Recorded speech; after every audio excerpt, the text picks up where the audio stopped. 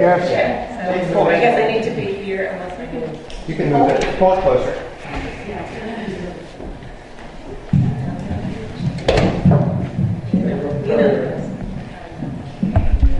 You're hired. Thank you. All right, so I appreciate all of you being here. It's just really an honor to be here. When Amy had asked me to speak, it was so exciting for me and just a great, great honor. The New Hope Metaphysical Society is really awesome. They up their ante, they're moving, they're doing, so it is a real honor for me to be here with you. And I want to thank Scott so much for handling the flyer and doing such a great job, so I appreciate that so much. Web slinger. Thank you. And I wanted to say thank you to Ken Kaplan. He's been a motivating force for me. He's like, you got to get out there more. You got to channel to bigger groups. You got to do this, and come on, we're behind you. Let's keep going. So thank you, Ken. And to all my friends and everyone here who support me, and my special peeps, the special spiritual peeps who are all around me and that are there for me. So thank you to all. I have Maureen with me. She's going to assist me in a couple things, and when the time is right. And she does a lot of cool sacred geometry items. So I use a lot of what she has, and so check it out maybe later.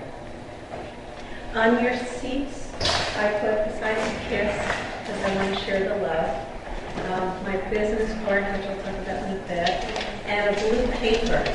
And the blue paper is an event I'm doing this Friday. It's, I'll be talking about it on occasion throughout, but it's called Couples Creating Bliss, so consider coming. Tonight I want to talk a little bit about sacred brilliance and a little bit about me, sacred brilliance and about you, and then we'll do a little demo of what I do and then go into the meditation after the break. I have right before we break, I have a drawing for a free session with me worth about $100. It's an 8-hour plus session. So that's, if you haven't signed in, see Maureen to fill in the paperwork. Alrighty, so if you don't mind, I would like to start the evening with a small prayer. Dear Lord God, Creator of all that is, thank you for having us all here. Thank you for all these beautiful faces and gifts. Help us let go of anything that we have within us that we don't need, leave it outside, so we can be fully present this evening. Fill our hearts with love and our minds with peace. Send love and healing to us, our loved ones, our country, and the world. Please bless us, surround us, and protect us for our highest good and the highest good of all. Amen. Well, you all have gifts. We all have gifts. So I just want to honor you for all your gifts. Tonight I'll talk a little bit about mine and my path. And one of the things that I love, and it keeps me drawn to this, is that I like being a detective. I like being a scientist. I like being a healer, a medium, a channeler. You name it, I kind of throw it into a session. So it's kind of fun because I love problem solving, and I love helping people heal and find their own brilliance within. I also want to know and understand everything. I don't know about anybody else, but it's just, there's always more to learn and more to do, but I just want to keep knowing more. So I've taken a plethora of courses and things that just keep me going. And one of the things that I wanted to start with is a little story. Many, many years ago, when I was first learned Reiki and I was doing a little bit of IET, I was working on a client. And the person came in, she was a friend, and she said she was stressed. So I'm like, okay, I can work with you, this is no problem. So I'm doing my thing, and I'm going along the way, eat chakra and whatever. And along the way, I keep hearing something. I'm like, what's that? And I keep hearing the daughter of King Triton. And I'm like, what? Where did that come from? And I'm hearing it over again, daughter of King Triton, and over again. And I'm like, okay, All right, I'm getting this a little bit. Okay, there's a connection here. We're not in the Disney movie with Ariel. There's something more than that going on. So what is going on here?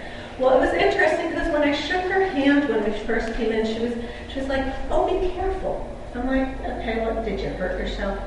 No, when I was young, I had a bone removed. I had an extra bone in both my hands. Okay. As I'm working on her on the table, especially after I hear this Daughter of King Triton thing, I look at her feet. They were so cute, so pointy, they fit perfectly into a mermaid costume.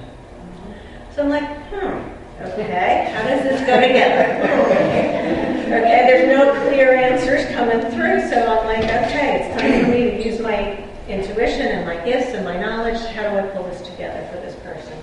Well, she starts to also let me know that when she goes to visit her mother lives near the Jersey Shore. And lately her mother's aging and she has to go frequently, and she runs from the Doylestown area over to the shore, helps her mother, runs home. She loves to garden, so she does all kinds of really cool stuff. So now I'm like, oh, I think I'm getting it. She de-stresses by gardening. And you think by being in the earth, we unstress and we undo and reconnect. But for her, since she is the daughter of King Triton, well, that ain't going to work. She needs her salt water. She missed out on her salt water. And when she's at the ocean, she's not visiting the ocean, so she needs to make sure that she gets there. Very simple, but yet very profound all at the same time, because she would, continue doing her normal routine had she not had a session with me. The whole salt water concept would not have even been a thought. So it was neat how it twisted around, kind of came together, and I got to do a little bit of mediumship along the way. So very, very cool, or with the spirits coming in, I should say. So that was like a neat way to just think about my King Triton story. So sacred brilliance. Sacred is about the divine. Brilliance is about that shining light, and that shining light within. So that's called like the divine essence. So we all have that divine essence within us. And you guys definitely have it for sure, because that's what elevates this place. It's really great. And when I was in school, in church, church school, whatever, Sunday school, they used to sing this song. And maybe you guys know it, and forgive my tonality here, because we'd be better at it today. This little light of mine, I'm gonna let it shine. So that song, well, it starts back then, way back in, because we already have that light in us. And isn't that really cool? So now it's time to how to let it shine, how to keep it going. So for me, sacred brilliance in me is more about, I've been doing this for a good 20 years. Some consider me an evolutionary expert, an intuitive, and I'm a multidimensional healer. And I've been doing multidimensional healing for eons. And I don't think of myself as a multidimensional healer just because I've been doing it. Like it's, nothing abnormal. But the main thing is, I guess I've been looking and watching myself kind of, from afar from time to time, and I've moved from one area to a very high vibrational, deeper soul level on my treatments as well as within myself.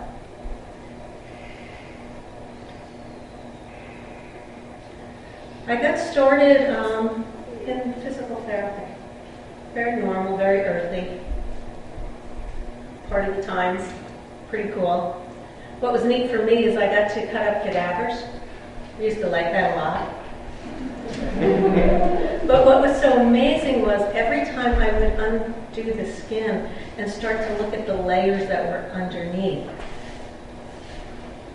God who made this body is brilliant. Oh my gosh, the muscles flow one over the other easily. The nerves sneak in and underneath without getting kinked. It is unbelievable how the body just works underneath the skin. So that was like extra cool. I got to teach that as well. And that made me, it made my heart sing when I did that. I did things like I worked in orthopedics and neurology and geriatrics and cardiopulmonary and lots of different things within physical therapy. And to start is, you always have to learn how to massage someone. And I just assumed that when you massage someone, all PTs who decide to do this work or know how to massage. Well, it was fascinating because I had a student who was coming through the program. He couldn't friggin' massage for nothing. He was like this. It's like, we're not being tenderizing here. What are we doing? So I'm slowly learning that this is like a gift as well, to be able to touch, to be able to have the finesse when you touch. Very important. I also learned from there how to do myofascial release. Do people know myofascial release? So you're moving from hands-on to hands lightly on, and you're moving tissues. And then from there, learn some cranial sacral. So now we're moving kind of the chakras, the ends of the body, and there's more movement. So my progression is just within physical therapy, I'm moving up and off the body, a little at a time there. The other thing I realized being a PT, but didn't know the terminology, was I was an empath early on. Because as I would work on someone, if they had a shoulder injury, I'd go home and I'm like, why is my shoulder hurting? Oh my goodness. And then it was like, oh, well, isn't that funny? It's the same as the person that I was working on, and I'm trying to help her, and I'm like, okay, now let me figure out how I can do this better. So I got to figure out before I got back to work and know which exercise and which part to really zone in on. So that was really kind of neat, being an empath, even though it wasn't always positive on my body. It was good to do. So I utilize my skills from PT from time to time within my sessions. And I guess what's wonderful for me is because I've done so much Western medicine, I know if something's wrong with a person and they need to seek Western attention. There are times when that happens. If you have a bone that's breaking out of your body, I'm sorry, but all the Reiki in the world is not going to pull it in at that moment in time because you need some traction. It's physical now, it's very physical, and you need to get that. But the healing after that, you need everything you can to help heal. So you can have both happen at the same time without a problem. So along the way, as I'm still doing a little PT, I decided move to the area and learned about shamanism. Not at all the way I thought of just taking a class. I lived in a house that was very spirited, very haunted. Boy, was that a rude awakening. A simple Lutheran person dealing with all kinds of stuff, not knowing any of this other stuff at this point in time, was like, wow. So things would really go bump in the night from, I don't know, I'd open a cabinet, stuff would fall out. There was this picture I finally bought, a really beautiful copy of a Renoir in the foyer, and it was like the Three Stooges because there were eyes moving behind the picture. I'm like, okay, I'm seeing things, yeah. My kids' toys would turn on without them turning it on. Different things would happen, and it was like, something's not good here. Each of my children in that year broke something in their birth month. There are too many coincidences. Something's not right. So I called up a friend, a client who had been a priest, and I'm like, so can you come and do anything? Like, I always heard they could do stuff. Well, if you don't really like where you are, you should move. I'm like, great, okay, that's not going to do it. So along the way, I met a Native American shaman. She came, it was awesome. Well, it took her a while to get there. It was going to be a problem, and that she usually never has problems. Whatever was there did not want her. So since I didn't know anything, I'm like getting really nervous. And I'm like, well, what is this equivalent to? Oh, the high archangels. Holy crap. What are we doing here? What's happening here? So she comes. I had to get a whole list of stuff. I made little prayer bundles, learned how to do that with some, and there was tobacco and sea salt and copal and other things tied up. It was like, I don't know, it was some sort of comedy routine in my house because I'm in front putting these prayer bundles around where I thought they needed to go. She's behind me spritzing and doing the salt water, and my husband at the time is beating a drum. And this isn't like a Better Homes and Gardens neighborhood. It's like all the lights are on. I'm like, oh, the neighbors aren't looking, because this is weird. So we go through the house and finally work our way up, and she goes, I know where it is. I'm like, okay, please do so. So we follow up, and it was right in the area in the garage where my son was. So you have to go through his bedroom to this over the garage area. And we get there, and whoosh, it goes past. And I was like, I saw that. I saw the spirit. It was so fascinating to me because it was about this big, and it kind of looked like a huge fur ball or dust ball. So, for all the trouble that it caused, from a size perspective, it wasn't so bad. But it was like, well, but I got to see it. That was extra cool. And once we did our thing, it was fine. We buried a St. Joseph statue because we were going to sell the house. They'd never find that statue ever again. It's okay. Good to leave it there. It was very good. Protected the house. So anyway, so that opened the door into shamanism. I started taking classes with her. I eventually learned how to do journeying. One of my journeys that I have done is a journey to the middle world, and I collect the souls that are here that need to move on. So it's cool. So I have this thing like the magic school bus, and my magic school bus pulled up, and it's neat how these people start getting on. It was like a little frightening at first because they look like zombies coming on. I'm like, oh, what did I sign up for? Well, I started, as I looked at them, most of them were accident victims. And that was what so they're limping along. Well, yeah, if you're in an accident. But they were so happy at that moment to see me. So we got on the bus, we went up to the upper world, and they all got off. And what was so cool is as they were going up the stairs into the upper world, they would turn into lights and flashes. And it was so beautiful, that sacred brilliance. You see it everywhere. It's just extra, extra cool. So eventually, I use things now because of the shamanism. It taught me a lot of sacredness and respect for things. And I use rain sticks and rattles and what other Native American things come up along my way. I have a beautiful golden eagle feather, which I'll show you later, which I have gotten as a result. I also have learned intuitively how to do psychic surgery. And it's been fascinating because as I'll put my hands on someone, they just move. I don't have to do too much, but they move and I fix and I clean and I do whatever needs to be done. So it's just kind of things that happen along the way. And I remember back when I was really little, I guess 5 or 6, I liked that Life magazine or Look magazine. In there was a shaman from South America, and he did stuff like that. And he pulled things up and out of the body. So I got my, initiation back then.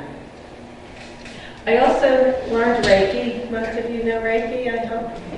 Because if not, that should be in your wellness basket. That keeps you really well. You just do a little bit every day.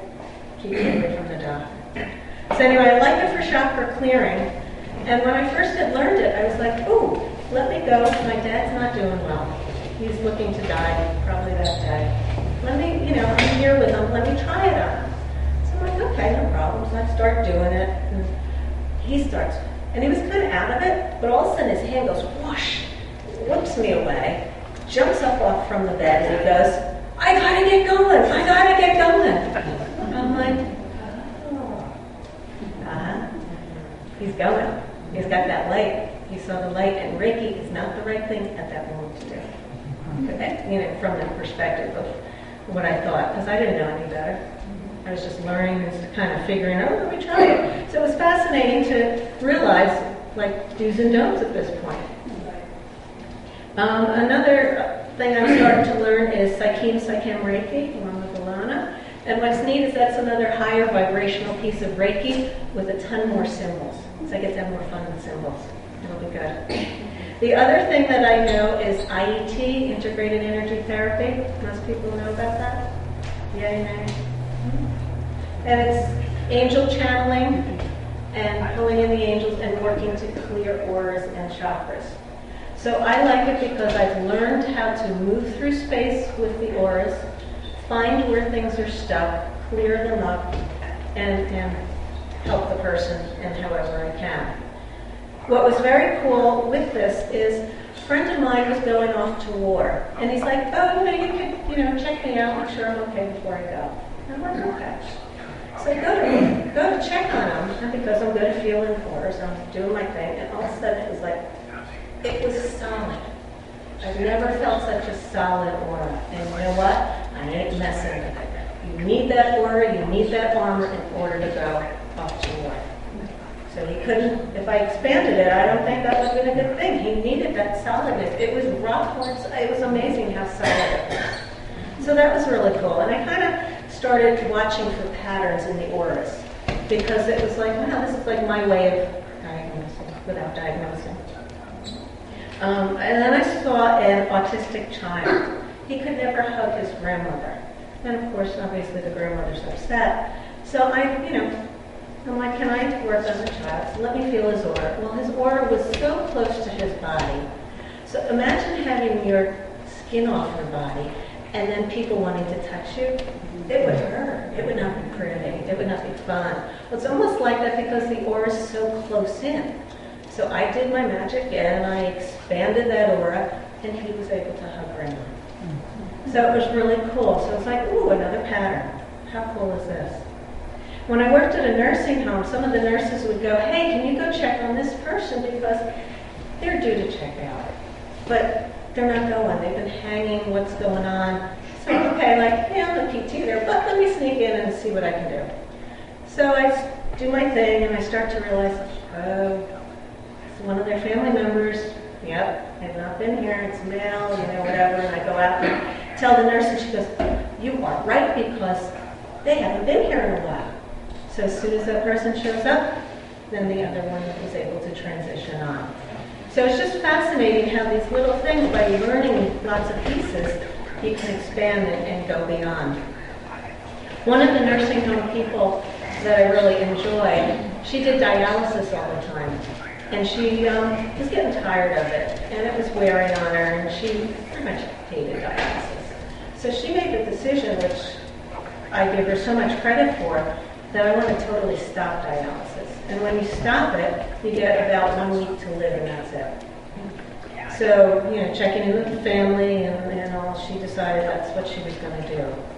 And so before she made this decision, she'd let me, play with her aura, see what was doing, and it was waxing and waning, and okay. And then when I went to see her, she's like, and I'm crying because she's leaving and I know what's happening, and she's like so calm about it. She made her decision, and it was like, she's like, I made it with the Lord, and I'm ready. I'm like, wow, what courage, what real courage. And so she's like, but you can feel my aura if you want. I'm like, I can. How cool is this? So I feel the aura, and oh my gosh, it was the brightest, beautiful, expanded. It's hard to put into words, but my hands were just like, my hands were feeling this. I wasn't seeing it, I was feeling it. And because she made that decision and was ready to go, and she made peace and everything was right, her aura was so incredibly beautiful and expansive.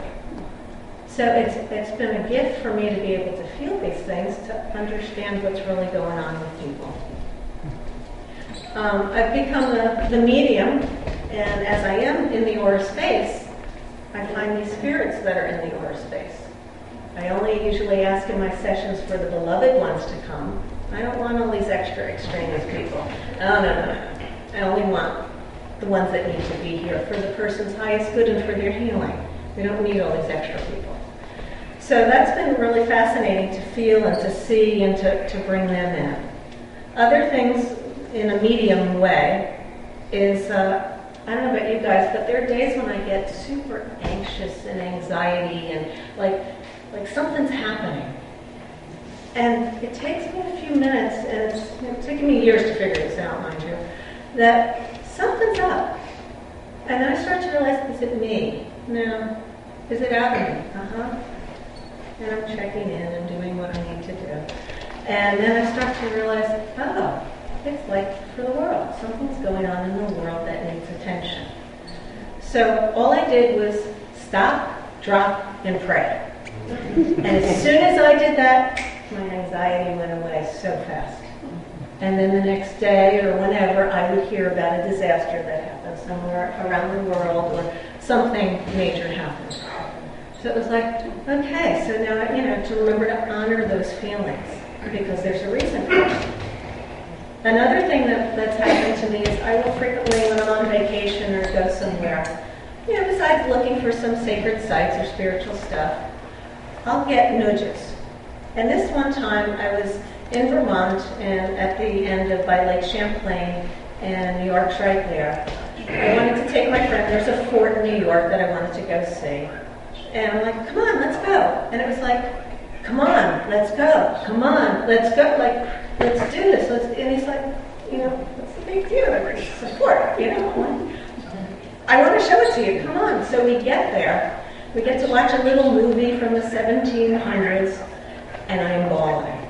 I'm like, okay, great. Did I have a past life? You know, or do I know somebody? I don't know. So then we go outside, and there's ruins. I'm walking around the ruins, and I've still got this, like, okay, what am I supposed to do? And it's before where I am now. So this was probably like a good 10 years ago. So from then to now, it's different. So I walked outside, and it was like, okay, let me start praying, and I'll start moving the soul. Somehow I just knew to do that. And as soon as I finished doing that, I was fine. So I guess they nudge on you for a while till you get it. And I finally got it. So that's been like really cool. Another concepts, one brand kinesiology. I'm a consultant facilitator for that. Has anybody besides Stan heard of that? A couple people. Well, what it is this program, this ingenious program by these guys, Gordon Stokes and David Whiteside, and they put together, they were so intuitive, huge binders of information about how the body works on many, many levels. From crystals to essences to all kinds of things. And this was done back like in probably the 1970s into the 1980s, back those years. And what was so cool is that I learned how to muscle test. So as a PT, I had a muscle test because I looked for the strength in people. But this muscle testing was going to be different to kind of feel what it was doing. How many of you guys muscle test? So quite a few of you. For those that don't, I'll just do a little example, and you can just do it in your seats if you want. If your arms are hanging, good. I want you to just hold them up in a comfortable spot, like a little halfway up your body, give or take. And I want you to think of something really positive, something that makes you happy. Happy. Good. Then let your hands down. Now bring your arms back up again. I want you to think of something that's negative, really icky. And what happens to your arms? They start changing. They feel a little heavier. Let's go back up there and think positive again. Get those arms and that strength back up. So that's a quick lesson in how to do muscle testing. Very quick lesson. There's a lot more to it, but that's just a little taste of what I do to figure things out. The other thing that comes in really helpful is this thing called the behavioral barometer. And I do this for clients to find out where are they on this barometer. Because the barometer is kind of like the good side versus the bad side, for lack of better words. Positive versus negative. A lot of people come in and they're on the negative side, so my job is to move them to the other side. So it's really neat because there's a lot of fascinating words that go together. And I do some like mini mantras with them to change it up and to move it along. So that's really wonderful. The other thing that was really good from that program is this thing called structure function.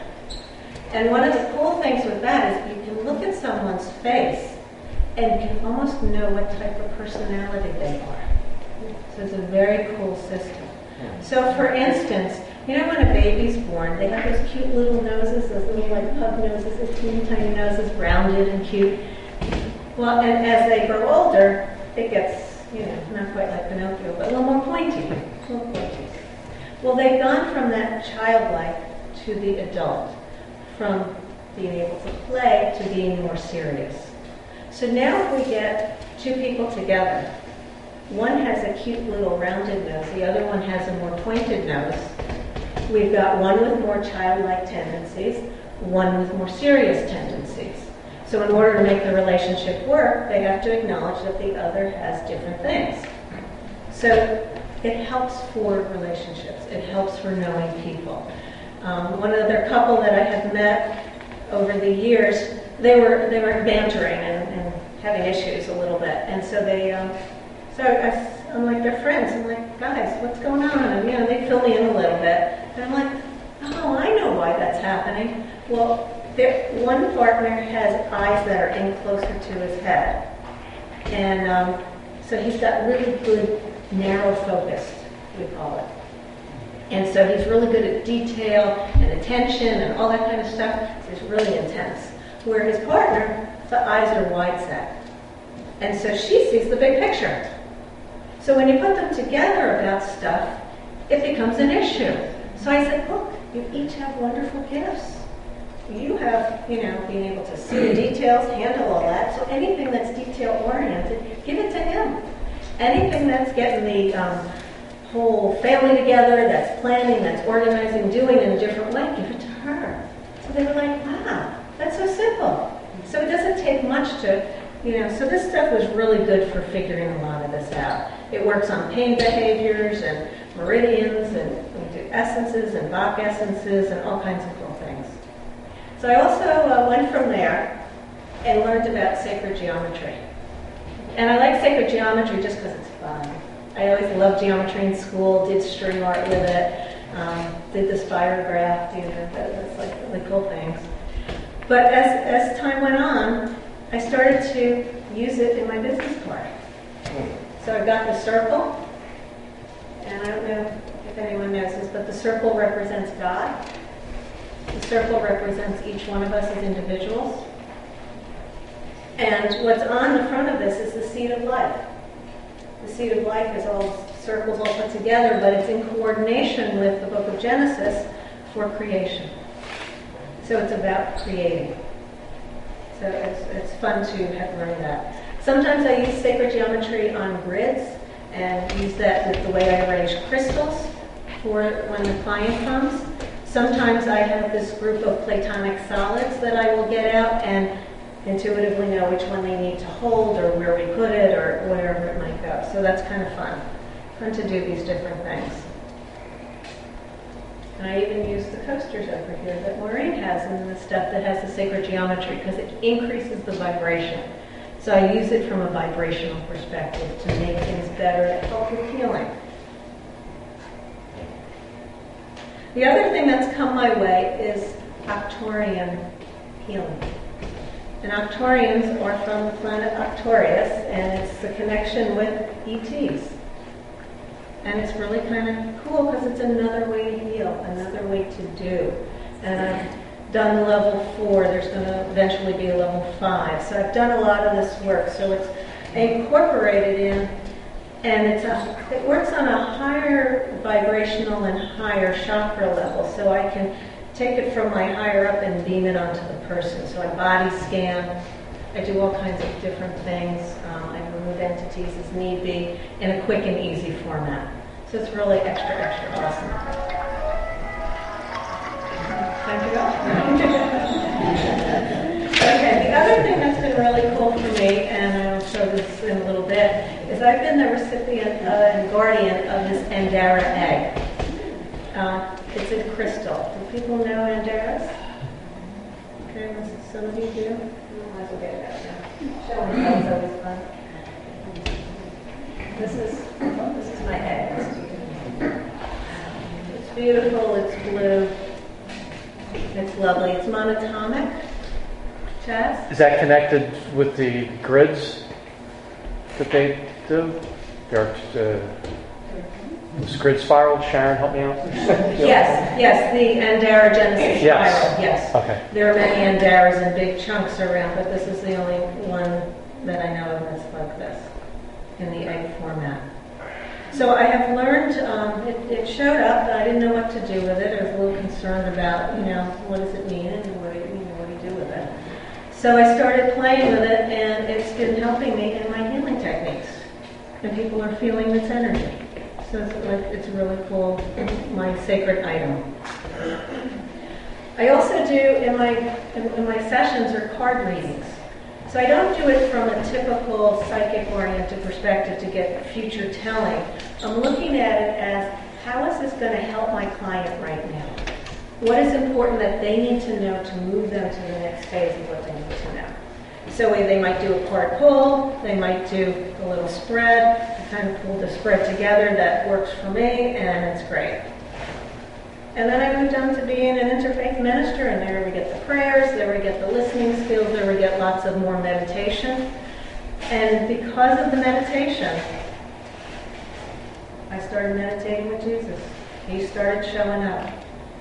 And when he shows up, I guess that's the call, and you're supposed to receive it and take it and keep going with it. So he shows up from time to time, and when I channel, it's not a verbal thing for me. It's an energy that comes through. And I call it touch of Christ consciousness. And when he would come, it wasn't regular, it wasn't like scheduled. You don't get a manual with any of this. It's not like taking a course and it's already preset. It's totally different. I get little bits every once in a while. I started, was in a meditation, and he's showing up, and we started mirroring hands. And the energy was incredible. My hands were so hot. I thought I had burn holes in them. Got stigmatas before I know it. And it was just extra, extra awesome. I was to go to a camp to work on cancer patients, and I'm thinking, oh, well, maybe this is kind of like Reiki, where, you go on certain places. I don't know. I'm not getting major instructions here. So I'm starting to think how I can do this and what that's going to look like. And all of a sudden, he shows up and he goes, just one touch. I'm like, okay, got it. So I started to intuit where that touch would be. Because obviously for some, it can be really powerful. One of the people that I worked on, she was real severe cancer and wasn't doing well. And she tried out my session and tried just the Christ consciousness piece. And she went back in her chair and was like, what was that? And I thought she was goofing on me a little bit because I knew her, and I'm like, oh, whatever. But she felt this electric shock through her body. And after that, all of a sudden, she had so much more life and energy. So it works to revitalize people. Another person wasn't doing so well. Their friends were like, oh, you better check that one because she doesn't look good. So, same thing. Do it on her, and all of a sudden she's up, she's zipping, she's learning new things, doing stuff. Really awesome. So it works really, really well. Another girl who was a physical therapist, a colleague, saw her not too long ago, and as I'm working on, she's like, oh yeah, I'd like to try a session. So as I do the session, do the Christ consciousness piece, she is glowing. She's just tearing up all over. I'm going to get a huge tissue box, and she's just using up all the tissues.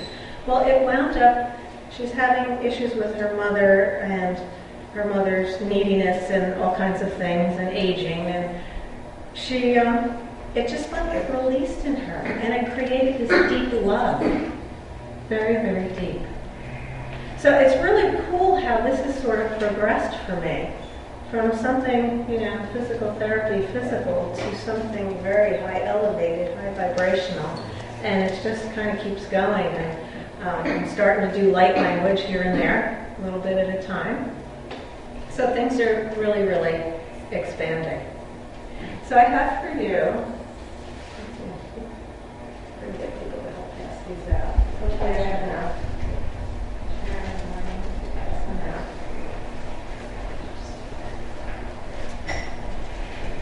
This next part's called Sacred Brilliance in You.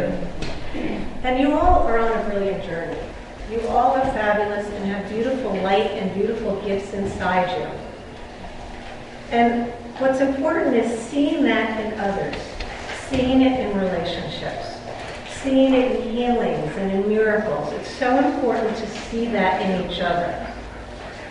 Focus on what the person's good at than what they did wrong. Focus on what's right with them than what's wrong with them. Really start to shift and move in that direction. And it's about even saying something nice to your neighbors, the simple things. Or like when the garbage man comes, I have these great discussions, we look for each other, we wave hi. He just brings the garbage, and I'm glad because that's not my calling.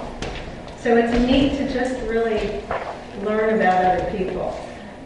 People used to tell me, the secretaries, they're like, ooh, this patient's going to be a tough one for you. Well, if they come in, I work with them, and then they have to, they leave, and they're all collected, and the secretary comes back and goes, what did you do to them?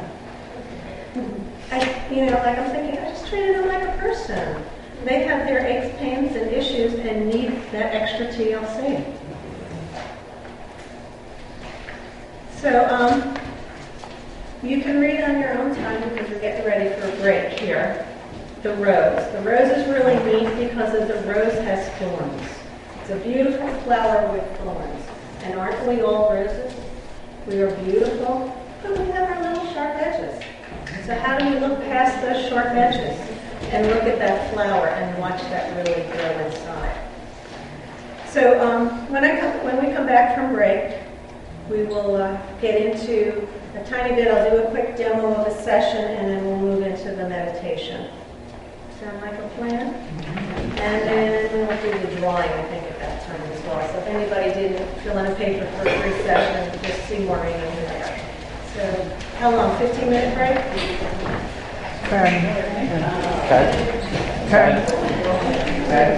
10-minute break. Short and sweet.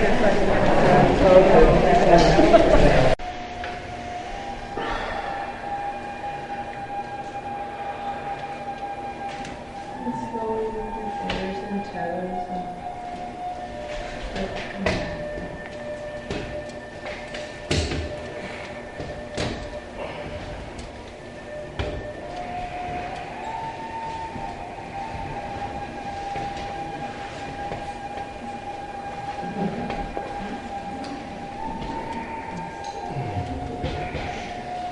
Symbols were kind of different for everyone, some from animals to sacred geometry to plants to anything and everything kind of came up.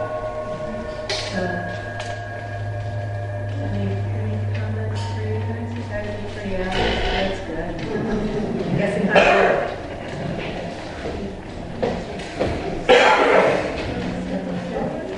My symbol is a pyramid, and that's very true because I have a lot of shirts that have a pyramid on it, an eye on it, and that really meant a lot to me. Very good. Yeah, sometimes it doesn't always, I don't always know why that symbol comes up for the person.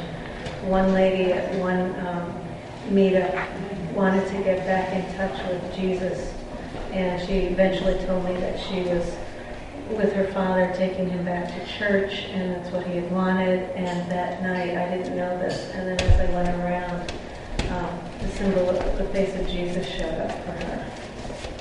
So it was like, I didn't know that that's what she needed, but that's what she needed. So everybody gets, I don't always know. I kind of go around, for certain things, but it usually means something. So if you don't know much about maybe the symbol I told you or what it was, maybe look it up and see if anything resonates with you. See how it makes you feel or what you connect with. Any other comments or questions? Can we drive home? It's like, I just feel this like deep peace going on right now. It's just like, what? So, John, did you have that? I was curious about the music that was being played. It's called Adagio, music for meditation. Okay. Thank you. Nothing super fancy, but like perfect for this. Yes. It's hard to find the right Very music good. that's kind of a little ethereal, but yet not too much going on. Yes. That's more about how you came up with the symbol. Did you just feel it, and what does it represent for the person who gave it to? As I go around, and I will just, it's like I'm like sort of in a meditative state myself as I'm going around, and I'll just put out my hand and whatever shows up, and that's what it is. I don't always know for, like I might know later on about it if we have a conversation, and then it would make a whole lot more sense. Yeah, I just kind of... I was seeing a circle of gold, and then you whispered I had a golden aura. There you go. There you go. Sometimes it works perfectly. When it doesn't, oh well. All right. Yeah, so keep me in mind for sessions and events, and thank you. Thank you for letting me be here.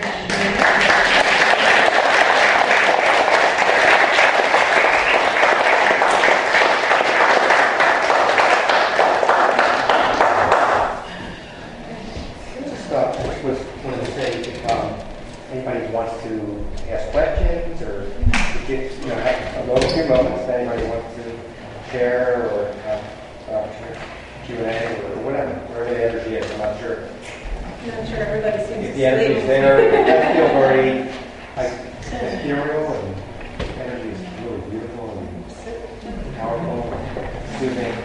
Yes. People are totally in their bodies very much, deep into their feeling. So remember, it's that deep peace that passes all understanding, and that unconditional love, compassion with understanding. Sort of like, it's one hand I want to keep and support the people experiencing being in a place and not get into their heads. So and then sometimes we get into our heads and get out of our bodies. So whatever people feel is fine. Well, you kind of ended early, so we still have a lot of time yet till 10 o'clock. So, if you want to sit for a while, just relax. So, Just that little chat sessions, or if somebody wants to have some experience. I was taken very much by the words that you were using in your little course for this event. And it started the process of going in about what is your sense about awakening and giving and growing to others. So just want to get a little bit more of a sense of how you arrived at that language and what it takes, what is the center that you hold that allows you to invite other people finding their own center, finding their own brilliance. I guess more of it's about looking for that good in someone, that positive. There's good in everyone, and it's a percentage of how much good. And sometimes it's low, sometimes it's high, but there's always that good quality, and it's always working to find that. And that's, I just wholeheartedly believe in that. And the more we focus on that good and positive, it grows within that person. Because, if you're always criticized and told you're not doing right, that sort of grows, and then, but if you start, we all make mistakes, we all have stuff we have to work on more.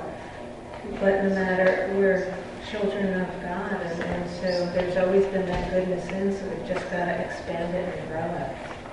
And I guess it was kind of funny how when you look for trying to call your company a name, and I started with GoDaddy because, you need a domain name, basic stuff.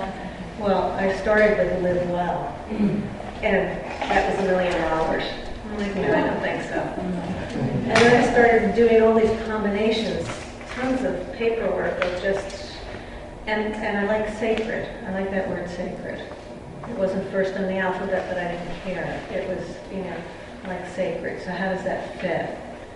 And then all of a sudden I saw that word brilliance, and it was like, wow, that works. And that was before I started doing this Christ consciousness piece. And for me, the sacred brilliance was perfect from a business perspective because it encompasses lots of things I do. Because whether it's the physical therapy or being the minister or working with clients or teaching classes, whatever it is seeing that in each piece there's a brilliance and working with that brilliance. And sacred geometry, it's brilliant stuff. It's easy. It's easy. So I hope that answers your question. Any other questions? It's okay. Talk amongst yourselves. Come on up and chat. Good. Thank you again.